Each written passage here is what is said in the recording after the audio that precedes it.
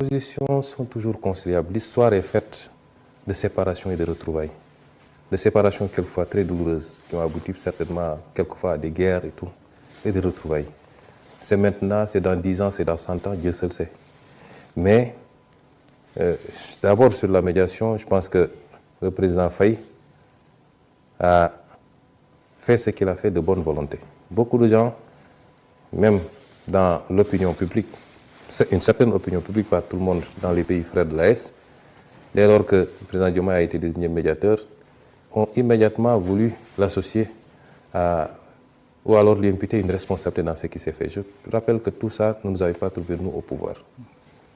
Peut-être que ceux qui l'ont désigné médiateur ont considéré qu'ils étaient suffisamment déjà contestés ou indexés pour pouvoir eux-mêmes être les solutions.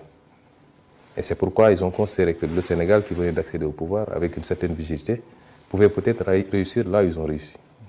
Mais ça n'est absolument pas un positionnement du Sénégal contre X ou pour Y. Le Sénégal n'est pas dans ces jeux-là. Et il l'a fait avec toute la bonne volonté du monde. Tout le respect dû à tout le monde, parce que c'est ça l'identité aussi diplomatique du Sénégal. Mais dès lors qu'il a dit qu'il faut respecter la volonté et les choix du pays de l'AES, nous devons tous en tirer des conséquences que peut-être qu'il considère qu'il a fait ce qu'il pouvait, certainement il a déjà rendu compte à ses pairs de la CEDEAO, mais ce n'est pas pour autant la fin de l'histoire, comme je dis. Les relations bilatérales vont continuer et certainement le temps nous édifiera sur ce qui sera fait, mais même si c'est maintenu. Je dis que à la limite, ce n'est pas le plus important. Je vous donne un exemple. Si les pays de l'AES sortent de la CEDEAO, théoriquement, qu'est-ce qui manque? Ils ne sont plus dans le marché commun et ils ne partagent plus un certain nombre d'avantages communs en termes de facilité de circulation, en termes de documents de voyage, etc., etc.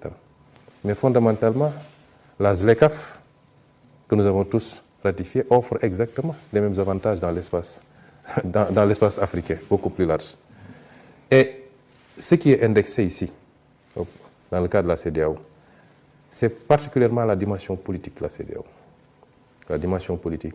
Avant qu'on arrive à la CEDEAO, la première formulation n'avait pas ces aspects politiques-là, où l'ensemble des pays pouvaient s'intéresser sur ce qui s'est passé politiquement dans un autre pays et y intervenir. Ça, c'était l'aspect marché, l'aspect économique qui était privilégié. Ce qui est contesté aujourd'hui par les pays de l'AES, c'est qu'on ait pu, à un moment donné, mettre en branle la dimension politique de la CEDEAO au point de vouloir